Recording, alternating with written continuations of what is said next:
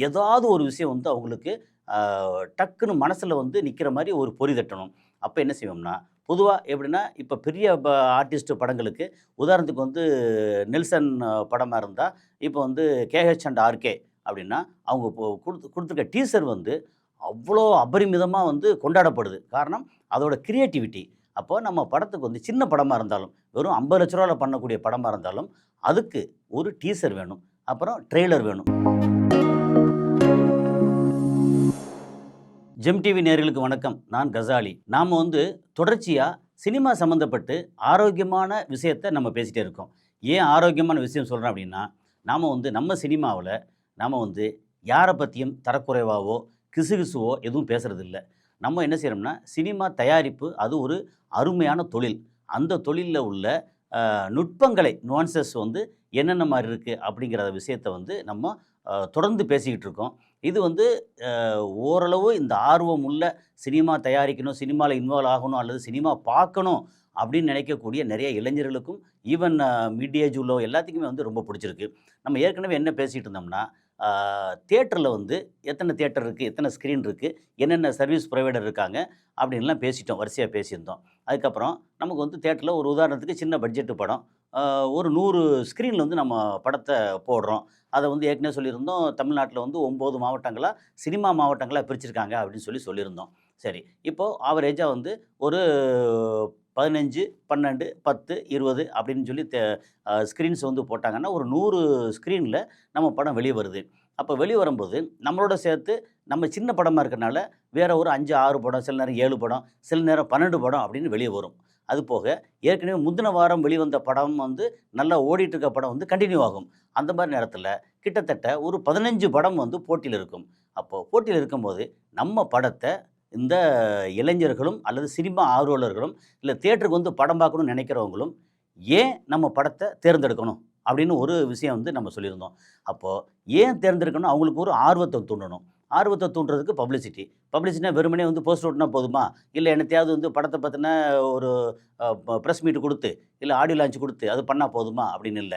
ஏதாவது ஒரு விஷயம் வந்து அவங்களுக்கு அ டக்குன்னு மனசுல வந்து நிக்கிற மாரி ஒரு பொறி தட்டணும். அப்ப என்ன செய்வோம்னா, பொதுவா எப்படின்னா, இப்ப பெரிய ஆர்டிஸ்ட் படங்களுக்கு உதாரணத்துக்கு வந்து நெல்சன் படமா இருந்தா, இப்ப வந்து கேஹெச் அண்ட் ஆர்கே அப்படின்னா, அவங்க இப்போ குடுத்துருக்க டீசர் வந்து அவ்வளோ அபரிமிதமா வந்து கொண்டாடப்படுது. காரணம் அதோட கிரியேட்டிவிட்டி. அப்போ நம்ம படத்துக்கு வந்து சின்ன படமா இருந்தாலும், வெறும் ரூ. 50,00,000ல பண்ணக்கூடிய படமா இருந்தாலும், அதுக்கு ஒரு டீசர் வேணும். அப்புறம் ட்ரெய்லர் வேணும். டீசர், ட்ரெய்லர் என்ன வித்தியாசம்? அப்படின்னு சொல்லி கேட்பாங்க. டீசர் அப்படின்னா, ஜஸ்ட் இத இமிட்டேட் பண்ற, டீஸ் பண்றது மாரி.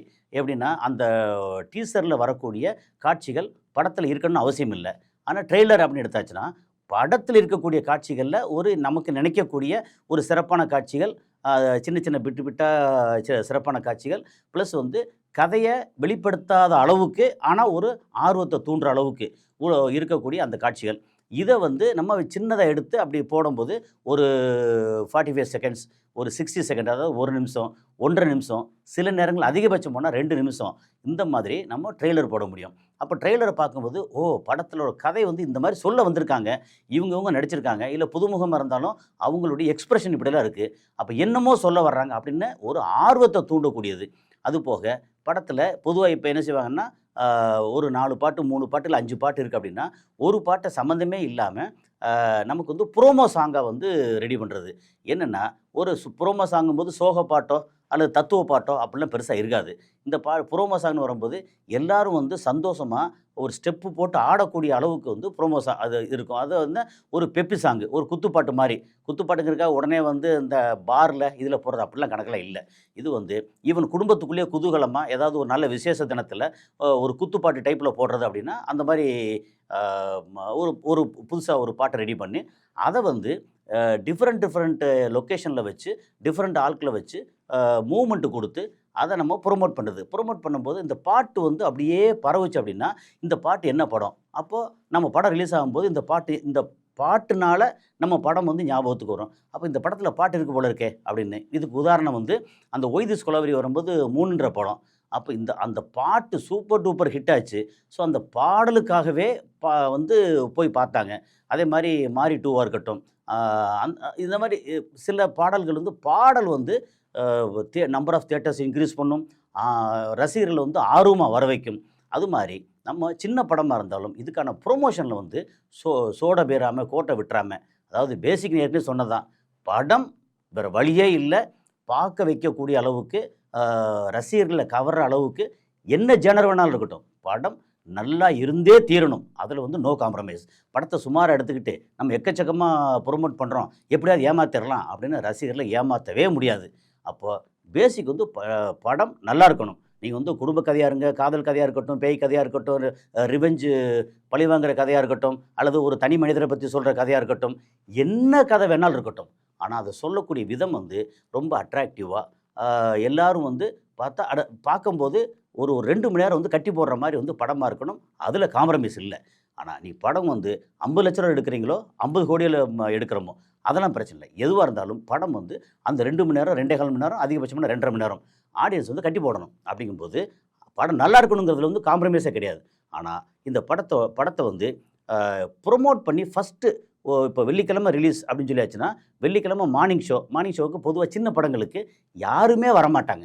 ஒரு 500 சீட்டு உள்ள ஒரு தியேட்டருக்கு 5 பேர் வந்தாலே பெரிய விஷயமா இருக்கும். அப்படிங்கிறது தான் யதார்த்தம். ஆனால் இந்த படத்தை வந்து ஏதாவது ஒரு பெப்பியான சாங்கு மூலமாகவோ, அல்லது வித்தியாசமான போஸ்டர் மூலமாகவோ, அல்லது வித்தியாசமான டாக் வர வச்சு அந்த மாதிரி ஏதாவது ஒரு வகையில் இந்த படத்தை பற்றி இந்த படம் வந்து ஒரு பேசு பொருளாக ஆயிடுச்சு அப்படின்னா, அப்போ வந்து இந்த படம் ரிலீஸ் ஆகும்போது போஸ்டர் இருக்கும். பக்கத்தில் இப்போ தியேட்டரை சுற்றி அங்கே போஸ்டர் இருக்கும். அதுக்கப்புறம் பேப்பரில் வந்து இப்போ முன்னை விட இப்போ கம்மியாக இருக்குது, ஆனாலும் பேப்பரில் விளம்பரம் வந்திருக்கும். அது இல்லாமல் ஆன்லைனில் நிறைய வந்திருக்கும். நம்ம வந்து யூடியூப்பாக இருக்கட்டும், ஃபேஸ்புக்காக இருக்கட்டும், இன்ஸ்டாகிராமு, எக்ஸ்தலம் அப்படின்னு எல்லாத்துலேயும் வந்து நம்ம படத்தோட இது இன்றைக்கி ரிலீஸ் அப்படிங்கிறது வெளியே வந்திருக்கணும். அது இல்லாமல் சில மெயின்ஸ்ட்ரீம் மீடியா, டிவி அல்லது நமக்கு வந்து முக்கியமாக இருக்கக்கூடிய நிறைய யூடியூப் சேனலில் பேட்டி கொடுக்குறதா இருக்கட்டும், இத்தனாம் தேதி ரிலீஸ் ஆகுது அப்படின்னு நம்ம வந்து சொல்லும்போது ஆடியன்ஸ் மனசில் வந்து பதியும், ஓ இந்த படம் ரிலீஸ் ஆகுதா அப்படின்னு. அப்போது நமக்கு வந்து ஒரு 10 படம் லிஸ்ட்டில் இருக்குது. ஒரு மல்டிப்ளெக்ஸில் போகிறோம். அதில் வந்து உதாரணத்துக்கு வந்து 4 தியேட்டர் இருக்குது, 4 ஸ்க்ரீன் இருக்குது. 4 ஸ்க்ரீனில் வந்து ஒரு ஸ்க்ரீனில் வந்து 2 படம், இன்னொரு ஸ்க்ரீனில் 3 படம், இன்னொரு ஸ்க்ரீனில் 1 படம், இன்னொரு ஸ்க்ரீனில் 5 படம். ஏன்னா ஒரு ஷோவுக்கும் ஒரு படம் போடுற கலாச்சாரம்லாம் வந்துருச்சு இப்போது. அப்படிங்கும்போது மொத்தத்துக்கு வந்து ஒரு 7 படம் 8 படம் அங்கே இருக்குது. அப்படின்னா அந்த 7 படத்தில் நம்ம படம் எந்த இடத்துல இருக்குது, எப்படி சூஸ் பண்ணுறாங்கன்னு தெரியணும். ஒரு பெரிய ஆர்டிஸ்ட் படமாக இருந்தால் சப்போஸ் அன்றைக்கி ரிலீஸ் ஆச்சுன்னா ஃபஸ்ட்டு ப்ரிஃபரன்ஸ் வந்து அவங்களுக்கு தான் வரும். அப்போ அடுத்து நம்மது சின்ன படமாக இருக்கலாம், ஆனால் பேர் வந்து வெளியே தெரிஞ்ச பேராச்சுன்னா இதுக்கு போய் பார்க்கலாமே அப்படின்னு வெள்ளிக்கிழமை காலையில் மார்னிங் ஷோ அதை வந்து நம்ம ஆடியன்ஸை கொண்டு வந்து சேர்க்கணும்.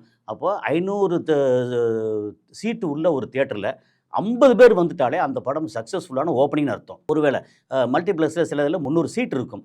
அந்த 300 சீட்டில் வந்து ஒரு 50 பேர் டிக்கெட் வாங்கி உள்ளே வந்துட்டாங்க அப்படின்னா படம் வந்து அடுத்த கட்டம் நல்லா போகுதுன்னு அர்த்தம். ஏன்னா படம் வந்து நல்லா இருக்கணுங்கிறதுல எந்த மாற்று கருத்தும் கிடையாது. ஸோ நல்ல படம் அடுத்த ஷோவுக்கு வரும்போது ஆட்டோமேட்டிக்காக வந்து ஒரு 100 பேர் 120 பேர், அப்புறம் ஈவினிங் ஷோ போகும்போது 300 சீட்டு உள்ள ஒரு தியேட்டரில் வந்து 200 பேர் 250 பேர், சில நேரங்களில் ஹவுஸ்ஃபுல்லு அப்படி வந்துருச்சுன்னா, ஈவினிங் செகண்ட் ஷோ வரும்போது ஒரு 75 பேர் 100 பேர் அப்படி வந்துட்டாங்கன்னா, அன்றைக்கி நீங்கள் மொத்தத்துக்கு டோட்டலாக கூட்டி பார்த்தீங்கன்னா ஒரு 4 ஷோ நமக்கு 4 ஷோ கொடுக்கல, ஒரு 2 ஷோ தான் கொடுத்துருக்காங்கன்னா 2 ஷோவும் சேர்த்து நமக்கு 100லேருந்து 150 பேர் வந்து அந்த படத்தை அந்த மல்டிப்ளெக்ஸில் பார்த்துட்டாங்க, 2 ஷோவில் பார்த்துட்டாங்கன்னா அந்த படம் வந்து வெற்றிகரமான ஓப்பனிங்னு அர்த்தம். ஏன் சொல்கிறேன்னா, நமக்கு வந்து 300 பேர் 600 பேர் பார்க்கணும் அவசியம் இல்லை. நம்ம படத்துக்கு சின்ன மாதிரி இது படத்துக்கு சின்ன பட்ஜெட் படத்துக்கு இப்படி வந்துட்டாலே போதும். அப்படிங்கும்போது நம்ம வந்து இதை என்ன செய்வோம் அப்படின்னா, சனிக்கிழமை அப்போ என்ன ஆகும், படம் நல்லா இருக்குது அப்படின்னு டாக் வருது. அதுக்கப்புறம் திரும்ப நம்ம வந்து விளம்பரத்தையெல்லாம் பூஸ்ட் பண்ணுவோம் செகண்ட் டேக்கெல்லாம். அப்படி வரும்போது நல்லா இருக்காமே, இது நல்லா இருக்காமே அப்படின்னு டாக் வந்துச்சுன்னா சனிக்கிழமை இந்த 2 ஷோ அப்படிங்கிறது வேறு சுமாராக போகிற படத்தை தூக்கிட்டு 3 ஷோ ஆக்குவாங்க. இன்னொரு படத்துக்கு 2 ஷோ கொடுத்த படத்துக்கு 1 ஷோ ஆக்குவாங்க. இல்லை நம்ம படம் ரொம்ப நல்லா இருக்குது அப்படின்னா 4 ஷோவும் கொடுத்துருவாங்க. அல்லது இப்போ வந்து ஒரு 300 சீட்டு உள்ள ஸ்க்ரீனில் இருந்து ஒரு 500 சீட்டு உள்ள 450 சீட்டு உள்ள 500 சீட்டு உள்ள ஸ்க்ரீனுக்கு நம்ம இது வந்து ஜம்ப் ஆகும். ஏன்னா அது வந்து பிரச்சனை இல்லை, ஒரே காம்பவுண்டுக்குள்ளே இருக்கக்கூடிய மல்டிப்ளெக்ஸ் தானே. ஸோ நமக்கு வந்து பெரிய ஸ்க்ரீனுக்கு போயிடும். அப்போ ஆட்டோமேட்டிக்காக நமக்கு வந்து ஃபுட்ஃபால்ஸ் வந்து நம்பர் ஆஃப் பீப்புள் ஆடியன்ஸ் வந்து ஜாஸ்தி வர ஆரம்பித்தா நமக்கு இன்றைக்கி வந்து 100 பேர் பார்த்துருக்காங்க வெள்ளிக்கிழமை. அப்போ சனிக்கிழமை வந்து 600 700 பேர் பார்க்குறாங்க, 800 பேர் பார்க்குறாங்க, ஞாயிற்றுக்கிழமை 1000 பேர் பார்க்குறாங்கன்னா படம் வந்து சூப்பர் ஹிட்னு அர்த்தம். ஏன்னா நம்ம பண்ணியிருக்க செலவுக்கு, நம்ம பண்ணியிருக்க விளம்பரத்துக்கு இது வந்து படம் நல்ல படம் அப்படின்னா, அடுத்து திங்கட்கிழமையிலேருந்து எப்படியும் கம்மியா தான் ஆகும். ஏன்னா எல்லாரும் வேலைக்கு போகணும், ஸ்கூலுக்கு போகணும், காலேஜ் போகும்போது கம்மியா ஆனா கூட, இதுக்குன்னு படம் பார்க்குற ரசிகர்னு ஒரு கூட்டம் இருக்குல்ல, அந்த கூட்டம் வந்து படத்த எங்கேயோ கொண்டு போய் சேர்த்துரும். படம் வந்து நம்ம உதாரணத்துக்கு ரூ. 1,00,00,000 செலவு பண்ணி படம் பண்ணிட்டோம். ரூ. 50,00,000 செலவு பண்ணி நம்ம பப்ளிசிட்டி பண்ணியிருக்கோம் அப்படின்னா, தே அ 1,50,00,000 ஆச்சா? நமக்கு தியேட்டர்ல மட்டுமே நீங்க கிராஸ் கலெக்ஷன் எடுத்தாச்சுன்னா, கிட்டத்தட்ட 6,00,00,000, 7,00,00,000 வர்றதுக்கான வாய்ப்பு இருக்கு. ஒருவேளை 6,00,00,000 கிராஸ் கலெக்ஷன் அப்படின்னா, நமக்கு வந்து கிட்டத்தட்ட 2,50,00,000லேருந்து 2,25,00,00,000 புரொடியூசருக்கு வந்து சேர்ந்துரும். ஏன்னா, நமக்கு வந்து டாக்ஸு போக, தியேட்டர் ஷேர் போக, நமக்கு வந்து ஒரு 30% நமக்கு வந்து கிடைக்கும். அப்போ வந்து கிட்டத்தட்ட ரூ. 2,00,00,000 நமக்கு வந்து இப்போ புரொடியூசருக்கு கிடைக்கும். ஆனா, மொத்த படமே வந்து படத்தோட ஃபர்ஸ்ட் காப்பி ப்ளஸ் வந்து ரிலீஸ்க்கான செலவு, பப்ளிசிட்டி ரிலீஸு மொத்தமே 1,50,00,000 அப்படின்னா, நமக்கு இதுவே 2,00,00,000 வந்துரும். இந்த மாரி படம் இப்படி இப்ப நல்லா வந்து ரிசீவ் ஆயிருச்சு அப்படின்னா, நம்ம முதல்ல எடுத்த உடனே எப்படி பார்த்தாலும் ஓடிடி வாங்க போறதில்ல, சேட்டலைட்டும் பெருசா வாங்க போறதில்ல. வெளிநாட்டு உரிமை விட்டு ஏதோ கொஞ்சம் ரேட்டுக்கு பேசியிருப்பாங்க. ஸோ, இப்போ என்னன்னா வெளிநாட்டு உரிமை சின்னதா போயிருக்கும், பிரச்சனை இல்ல. போகாட்ட கூட பரவால்ல. இந்த மாரி படம் வந்து நல்லா ரிசீவ் ஆயிருச்சு அப்படின்னா, வெள்ளிக்கிழமை படம் ஓகே, ரிசல்ட் நல்லா இருக்கு அப்படின்னா, வெள்ளிக்கிழமை நைட்டே நெறையா ஏரியாக்கள்ல நெறையா அடுத்தடுத்த வேற அவென்யூஸ்ல நம்ம பிசினஸ் வித்துரும். அப்போ ஓவரால் இந்த படத்தோட லாபம் அல்லது படத்தோட வியாபாரம் எடுத்தோம்னா, குறைஞ்சபட்சம் ரூ. 5,00,00,000 வந்துரும். அப்ப என்ன? ரூ. 1,50,00,000 செலவு பண்ணியிருக்கோம். 3,50,00,000 லாபம். அப்படிங்கும்போது, இந்த மாரி ஒரு லாபமும், பேரும், புகழும் வேற எங்கேயுமே கிடைக்காது. ஸோ, லாபமான சினிமா வந்து எடுக்கிறதுக்கு வாய்ப்பு இருக்கு.